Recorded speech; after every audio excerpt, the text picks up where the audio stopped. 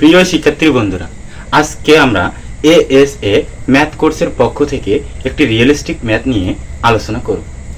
আচ্ছা, তোমরা কি কেউ বলতে পারবা যে জিপি এর গ্রাহক সংখ্যা সর্বোচ্চ কত হতে পারে?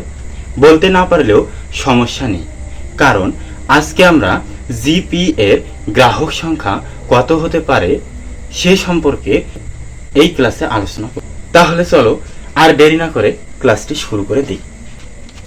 দেখো, এখানে জিপি এর গ্রাহক সংখ্যা সর্বোচ্চ কত হতে পারে এই ম্যাথটা দেওয়া আছে। এই প্রবলেমটা সমাধান করার জন্য আমাদের যেটা করতে হবে, আমাদের জানতে হবে বিন্যাস সমাবেশ। বিন্যাস সমাবেশে এখানে একটা সূত্র জানতে হবে, যেটা হলো এন সংখ্যক জিনিস থেকে আর সংখ্যক জিনিস একবার ব্যবহার করে সাজানোর উপায় হলো এনপিআর। এবং তার সঙ্গে আরেকটা সূত্র মুখস্থ রাখতে হবে, সেটা হলো এন সংখ্যক জিনিস থেকে আর সংখ্যক জিনিস যে কোনো সংখ্যক বার ব্যবহার করে সাজানোর উপায় হলো এন টু দি পাওয়ার আর। এখন আমাকে তোমরা বলো যে গ্রামীণ ফোনের সর্বোচ্চ নাম্বার কতটি হতে পারে?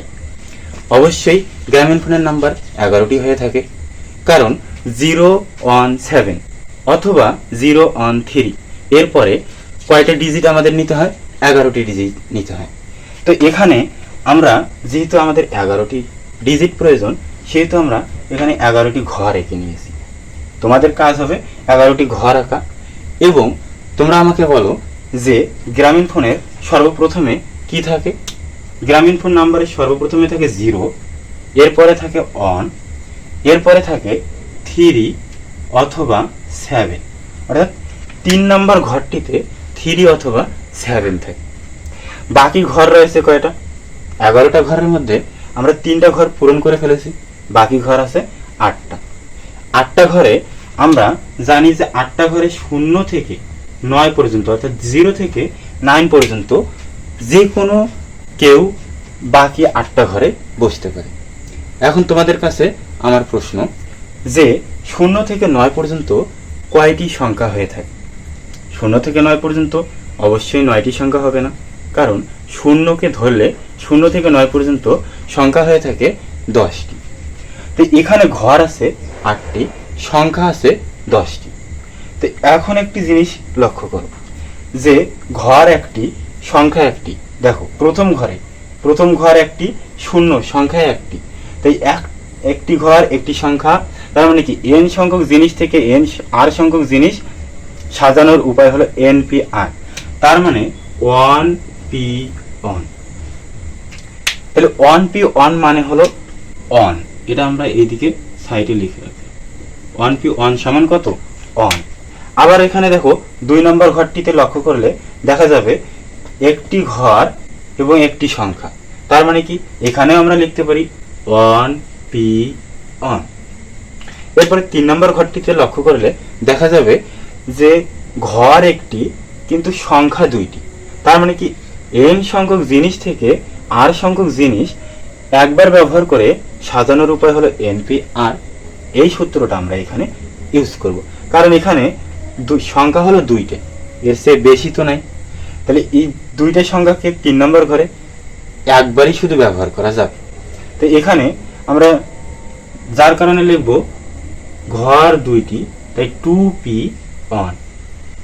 মনে রাখবা 2p1 সমান কিন্তু 2, অথবা np1 সমান কিন্তু n। এরপরে দেখো এখানে ঘর আছে 8টি, সংখ্যা আছে 10টি, অর্থাৎ 3 নম্বর ঘর বাদ দিলে বাকি ঘর থাকে কয়টি? 8টি, এবং সংখ্যা থাকে 10টি। যেহেতু এখানে ঘর 8টি, সংখ্যা 10টি, কিন্তু এখানে কিন্তু বলে নাই যে একবার ব্যবহার করে কিংবা যে কোনো সংখ্যক বার ব্যবহার করে।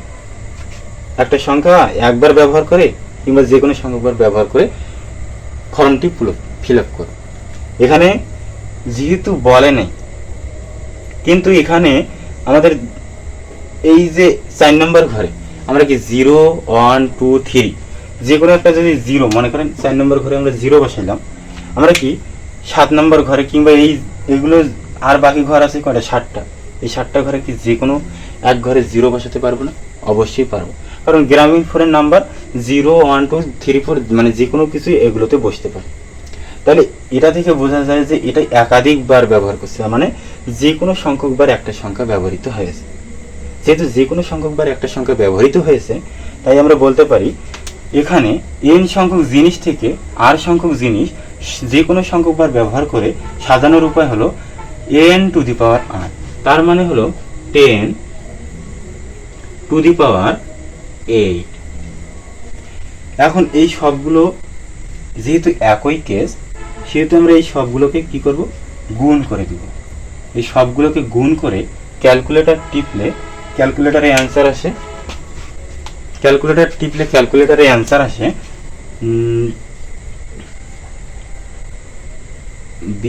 দুই বিভাগে